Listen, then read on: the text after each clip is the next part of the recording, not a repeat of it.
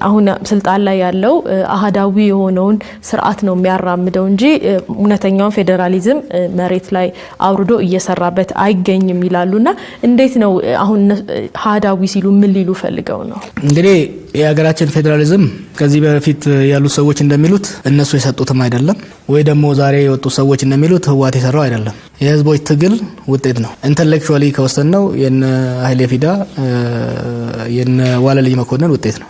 ፕራክቲካሊ ካየነው ግን በከተማም ይሁን በዱር መሳሪያ አንስተው የታገሉት ወጣቶች ውጤት ነው። ሀገሪቷ የተገነባችው በጭቆና ላይ ስለነበረ የተጨቆኑት ብሔሮችና ከዛ ብሔሮች የፈለጉት ኃይሎች በእውቀትም ደረጃ ሆነ በትጥቅ ደረጃ ከፍተኛ ትግል አድርገው ነው አሃዳዊ ስርዓት በመናድ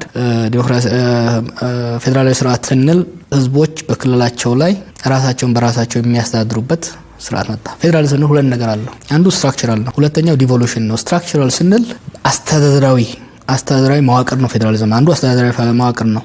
ሁለተኛው ግን የስልጣንና የሀብት ክፍፍል ነው። መዋቅሩን አቋቁመሽ በዛ መዋቅር ልክ ስልጣንና ሀብት ማተከፋፊ ከሆነና ስልጣንና ሀብት ማዕከል ላይ ታፍኖ የሚቀመጥ ከሆነ ፌደራሊዝም የለም፣ የተማከለ አስተዳደር ነው የሚኖረው።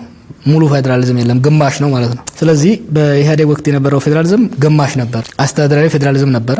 የኦሮሚያ ክልል አለ፣ የትግራይ ክልል አለ፣ የአማራ ክልል አለ፣ አስተዳደራዊ መዋቅር አለ። ግን ከሱ ጋር ሊሄድ የሚችል ክልሎች ራሳቸውን በራሳቸው ለማስተዳደር የሚያስችላቸው ሙሉ ስልጣንና በክልላቸው ውስጥ ያለውን ሀብት ለመጠቀም የሚያስችል አቅምና ፈቃድ አልነበራቸውም። ስልጣን በመካከል እንደተማከለ ነው የቀጠለው። ስለዚህ ሙሉ አልነበር። የኛ ትውልድ ትግል መጀመሪያ በአባቶቻችን ትግል የመጣው መዋቅራዊ አድሚኒስትሬቲቭ ወይም አስተዳደራዊ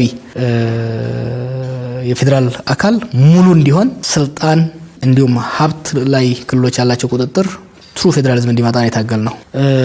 አሁን ያሉ ሰዎች እሷን ማሳጣት ይፈልጋሉ። አንደኛ ስልጣን በተማከለ መልኩ እንዲሄድ ይፈልጋሉ። ሁለተኛ በመጀመሪያው ፌዝ የአስተዳደራዊ ፌደራሊዝሙ እየተዳከመ እንዲሄድ ሚኒንግለስ እየሆነ እንዲሄድ ይፈልጋሉ። ከዛ በኋላ ወደ ክልሎችን በማፍረስ ጂኦግራፊክ የሆነ የተማከለ ስርዓት መገንባት ይፈልጋሉ። ያ ግን ለዚህ ሀገር የሚያዋጣ አይመስለኝም። የሚያዋጣው ሀገር እንደ ሀገር እንድትቀጥል ከተፈለገ፣ የህዝቦች ሀቅ እንዲመለስ ከተፈለገ፣ ፍትሃዊነትና እኩልነት እንዲመጣ ከተፈለገ የተጀመረውን የአድሚኒስትሬቲቭ ስትራክቸሩን የአስተዳደራዊ መዋቅሩን እውነተኛ በሆነ በክልሎች ራሳቸውን በራሳቸው እንዲያስተዳድሩ፣ በፌደራል ደረጃ ደግሞ የሚገባቸውን እንደ አስተዋጽኦአቸው እንደ ብዛታቸው ስልጣንና ሀብትን የሚካፈሉበት ኃላፊነትንም የሚጋሩበትን ስርዓት መገንባት ያስፈልጋል። ይሄን ለማድረግ ዲሞክራሲያዊ መንግስት መገንባት፣ በህዝብ የተመረጠ መንግስት፣ መልቲ ፓርቲ ዲሞክራሲና መልቲናሽናል ፌደራሊዝም ኢንሴፓራብል ናቸው። ለኢህአዴጎች ስንላቸው እንደነበረው